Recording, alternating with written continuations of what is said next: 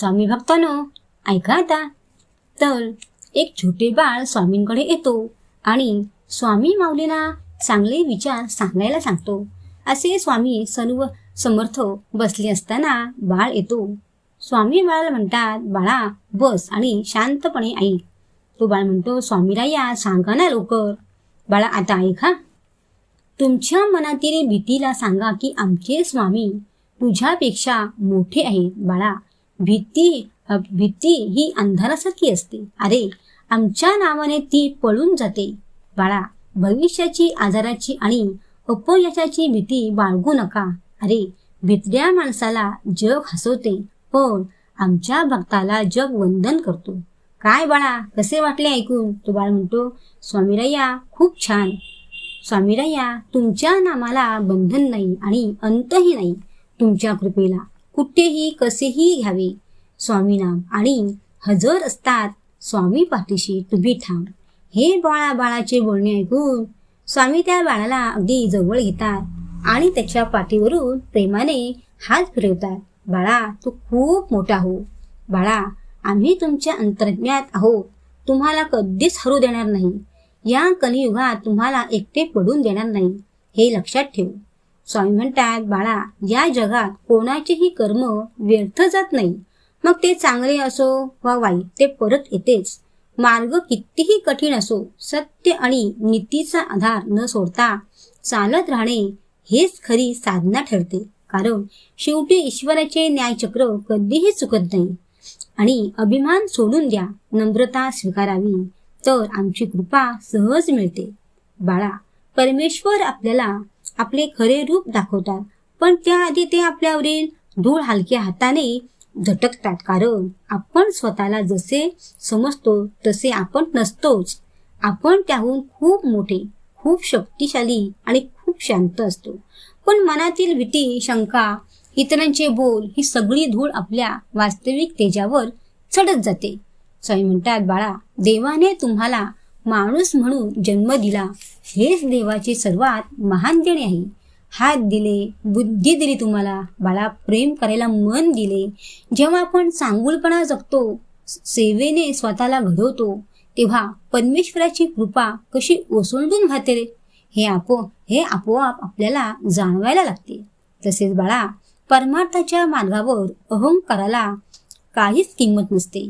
बाळा माणूस एखाद्या प्रश्नांच्या मागे धावत राहतो आणि थकून जातो, पण समोर उत्तर का येत नाही? कारण मन सतत विचारांच्या वादळात अडकलेले असते. अशा वेळी परमेश्वर शांतपणे थोडे थांबून एक दीर्घ श्वास घे आणि आपले अंतर्गत काय सांगते ते ऐक, असे सांगत असतो. स्वामी म्हणतात, काय बाळा ऐकतोस ना? बाळ म्हणतो, होय स्वामीराया ऐकतो, सांगा ना अजून. स्वामी म्हणतात, बाळा तुम्ही माझ्या मार्गाने जात असताना दुःखी असाल तर थोड्याच अंतरावर आम्ही सुख घेऊन उभे राहू. जीवन म्हटले की सुख दुःखाचे प्रसंग येणारच, नाही का? पण या प्रसंगाला तुम्ही कसे सामोरे जाता हीच तुमची खरी परीक्षा असते बाळा. जेव्हा तुम्ही दुःखाचा पेपर नीट सोडवता तेव्हाच तुम्हाला परमेश्वर सुखाच्या वर्गात उत्तीर्ण करत असतो, हे लक्षात ठेव. तसेच बाळा दिवसामध्ये कितीही चुका अपराध झाले तरी रात्री झोपण्याआधी परमेश्वराला म्हणायचे की देवा मी तुमचा आहे. काही जर गोष्टी माझ्या हातून चुकल्या असतील मला क्षमा कर. परमेश्वर आपल्या सोबत असतो बाळा, हे विसरायचे नाही.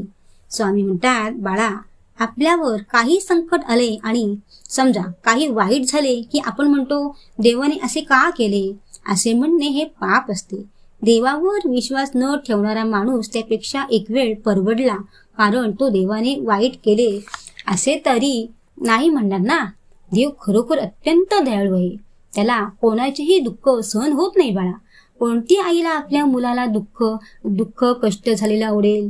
बाळा देवाने माझे वाईट केले ही खोटी समजूत असते, हे लक्षात ठेवा प्रत्येकाने. स्वामी म्हणतात, भक्तांनो देव दूर कुठे बसलेला नाही, तो आपल्या कृतीतूनच प्रगट होतो. आपण हात जोडतो, नमस्कार करतो, दिवा लावतो, हे सगळे भक्तीचे रूप आहे. पण देवाचे खरे प्रसन्न रूप आपल्या कर्मातूनच दिसते. देवाने दिलेले हात, मन, मेंदू, दया आणि करुणा बुद्धी यांचा वापर करून आपण जेव्हा जीवन जगतो तेव्हा देव खऱ्या अर्थाने आपल्या सोबतच असतो. आले का लक्षात तुझ्या? तो बाळ म्हणतो, होय स्वामीराया, खूप छान सांगितले. स्वामी म्हणतात, बाळा ऐक आता, जेव्हा चोर पोलिसांच्या सोबत असतो तेव्हा त्याला पोलिसांची भीती वाटते. त्याचप्रमाणे परमेश्वर आपल्या पाठीमागे आहे ही जाणीव त्याला असते. त्याला उपाधीची भीती वाटतच नाही, कारण ती त्याच्याच कृपेने इच्छेने आली असते अशी त्याची खात्री असते. आपण आपले मागचे घडलेले सर्व परमेश्वराला अर्पण करावे, मग आपली पुढची जबाबदारी त्याच्यावर पडते. तसेच बाळांनो, जीवनात येणाऱ्या कोणत्याही संकटाला किंवा संकटाच्या भीतीला घाबरू नका. या विश्वासाने जगल्यास मन शांत राहते आणि बाळांनो, प्रत्यक्ष आमची कृपादृष्टी तुमच्यावर राहते आणि तुमचे जीवन आनंदमय होते. बाळ म्हणतो, स्वामीराया, खूप छान सांगितले.